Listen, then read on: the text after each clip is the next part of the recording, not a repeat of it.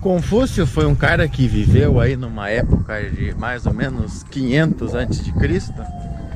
E ele era um cara bastante conservador. Mesmo para a época que ele vivia, ele era considerado conservador. Mas diferente de Olavo de Carvalho, Confúcio era um cara culto, inteligente, pensava. E muitos dos seus pensamentos moldaram e moldam até hoje a cultura asiática. De fato, ele é considerado aí o maior pensador oriental. Sua tradição, seus estudos se estendem à China, Japão, Coreia. Apesar de muita gente considerar, né, o confucionismo uma religião hoje em dia, Confúcio não pode ser comparado com Jesus ou Maomé ou Buda, porque ele nunca pregou nada espiritual, digamos assim. Mas tem templo para ele, as pessoas acendem incenso, mas não como uma divindade, sim em respeito ao cara. Muitos dos seus ensinamentos são bastante válidos hoje em dia, inclusive para a cultura ocidental, é interessante. Como, por exemplo, a questão da ética, né? Ele pregava muito a ética, a honestidade, e sem que você se fiasse a questões da vida após a morte, ou de ser recompensado de alguma forma por isso. Ele falava sobre honestidade, sobre ser bom, essas coisas, para você se sentir bem com você mesmo, sem esperar algo em troca.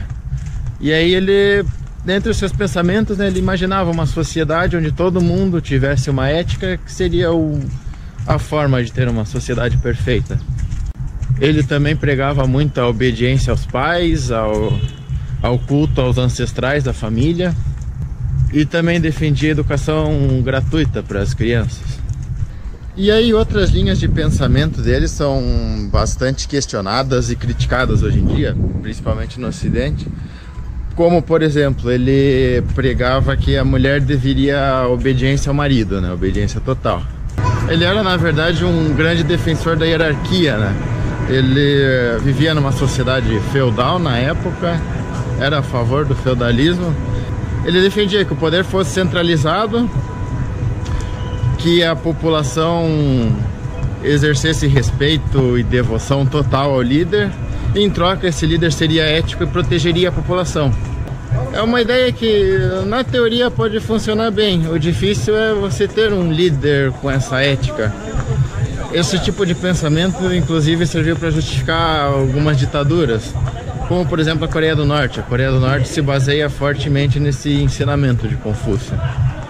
Mas talvez por conta dessas ideias que as dinastias seguintes resolveram adotar o confucionismo como filosofia oficial da China, e foi aí que sua ideia se difundiu por todo o Oriente e mantém-se até hoje. Durante a Revolução Cultural, quando o comunismo tomou o poder, eles até tentaram acabar com a ideia do confucionismo, isolar, mas não teve jeito. O povo continua seguindo, até que se conformaram e de certa forma adaptaram a filosofia do confucionismo ao que é hoje a China. Estamos chegando aqui na parte turística. Tem 3 lugares de destaque aqui, que um deles é o Templo do Confúcio, que é o mais caro, a entrada custa 90. Outra é a casa da família dele, que custa 60. E outra é o cemitério, que custa 40. Ou você pode comprar um combo que custa 120. É bastante caro, a gente vai visitar um só, porque infelizmente na China o lugar turístico é sempre caro. Agora que vamos começar a passear, Mucuvinha acordou.